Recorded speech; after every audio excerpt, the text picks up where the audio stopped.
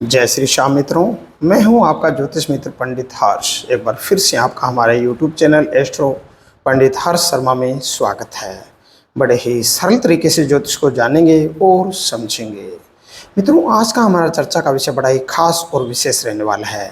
आज की वीडियो में हम जानने वाले हैं 3 ऐसे वृक्षों के बारे में, 3 ऐसे पक्षियों के बारे में और 3 ऐसे पशुओं के बारे में और 3 ऐसे जलचरों के बारे में जो पितरों के समान हैं। जानेंगे आज की वीडियो में इन्हीं की जानकारी। तो जुड़े रहिएगा हमारे इस YouTube वीडियो के साथ में अंत तक। आइए मित्रों, जानते हैं ऐसे वो कौन से पशु पक्षी हैं जो पितरों के समान हैं।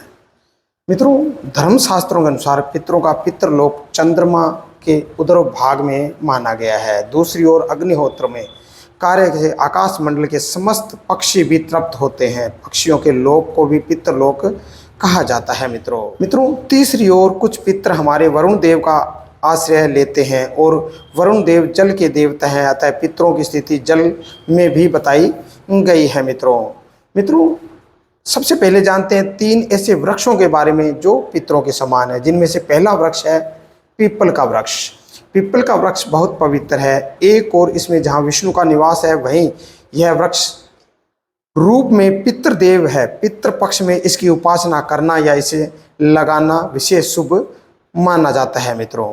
मित्रों, दूसरा वृक्ष है बरगद का वृक्ष। बरगद के वृक्ष पे साक्षात भगवान शिव निवास करते हैं। अगर ऐसा लगता है कि पितरों की मुक्ति नहीं हुई है तो बरगद के नीचे बैठकर शिव की पूजा करनी चाहिए। मित्रों, तीसरा वृक्ष है बेल का वृक्ष। यदि पितृपक्ष में शिव जी को अत्यंत प्रिय बेल का वृक्ष लगाया जाए तो अतृप्त आत्मा को शांति मिलती है। अमावस्या के दिन शिव जी की बेल पत्र और गंगा जल अर्पित करने से सभी पितरों की मुक्ति मिलती है। इसके अलावा अशोक, तुलसी, शमी और केल के वृक्ष की भी पूजा करना लाभकारी होता है। मित्रों, अब जानते हैं 3 ऐसे पक्षियों के बारे में जो पितरों के समान है, जिनमें से सबसे पहला है कौवा। कौवे को अतिथि आगमन का सूचक और पितरों का आश्रय स्थल माना जाता है। श्राद्ध पक्ष में कौवों का बहुत महत्व माना जाता है। इस पक्ष में कौवों को भोजन कराना अर्थात अपने पितरों को भोजन कराना माना गया है। शास्त्रों के अनुसार कोई भी क्षमतावान आत्मा कौवे से शरीर में स्थित होकर विचरण कर सकती है। मित्रों, दूसरा है हंस। पक्षियों में हंस एक ऐसा पक्षी है जहाँ देव आश्रय लेती है। यह उन आत्माओं का ठिकाना है जिन्होंने अपने जीवन में पुण्य कर्म किए हैं और जिन्होंने यम नियम का पालन किया है। कुछ काल तक हंस योनि में रहकर आत्मा अच्छे समय का इंतजार कर पुनः मनुष्य योनि में लौट आती है। फिर वह देवलोक में चली जाती है। हो सकता है कि आपके पितरों में भी यह पुण्य कर्म किए हुए हो। मित्रों, तीसरा पक्षी है गरुड़। गरुड़ भगवान विष्णु के वाहन है। भगवान गरुड़ के नाम भरी गरुड़ पुराण है, जिससे श्राद्ध कर्म, स्वर्ग, नरक, पितरलोक आदि का उल्लेख मिलता है। पक्षियों में गरुड़ को बहुत ही पवित्र माना गया है।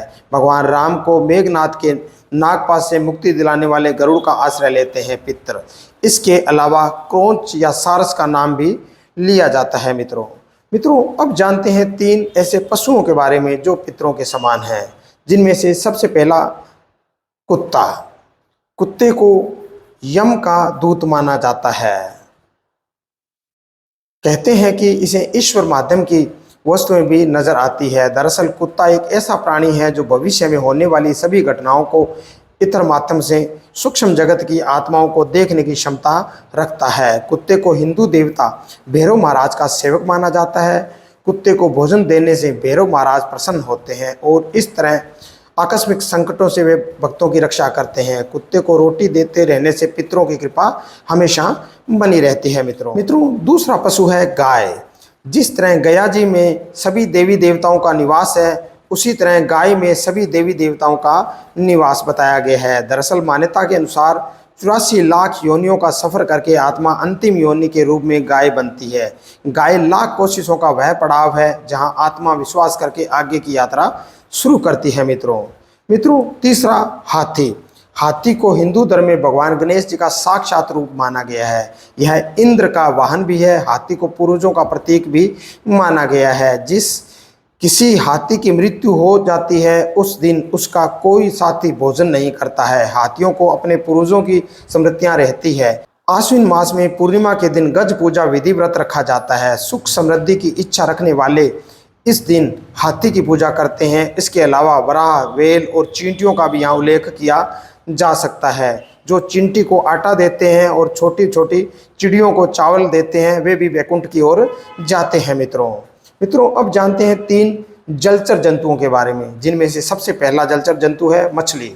भगवान विष्णु ने एक बार मत्स्य अवतार लेकर मनुष्य जाति के अस्तित्व को जल प्रलय से बचाया था। तब श्राद्ध पक्ष में चावल के लड्डू बनाए जाते हैं तो उन्हें जल में विसर्जित कर दिया जाता है। मित्रों दूसरा कछुआ। भगवान विष्णु के कच्छप का अवतार लेकर ही देव और असुरों के लिए मदरांचल पर्वत की अपनी पीठ पर स्थापित किया था। हिंदू धर्म में कछुआ बहुत ही पवित्र उभय जलचर जंतु है जो जल की सभी गतिविधियों को जानता है। मित्रों तीसरा और अंतिम, नाग। भारतीय संस्कृति में नाग की पूजा इसलिए की जाती है क्योंकि यह एक रहस्यमय जंतु है। यह भी पितरों का प्रतीक माना गया है। इसके अलावा मगरमच्छ भी माना जाता है। मित्रों ये थी बड़ी ही विशेष जानकारी जो आज हमने जाना 3 ऐसे वृक्षों के बारे में, 3 ऐसे पक्षियों के बारे में, 3 ऐसे पशुओं के बारे में और 3 ऐसे जलचर जंतुओं के बारे में जो पितरों के समान है।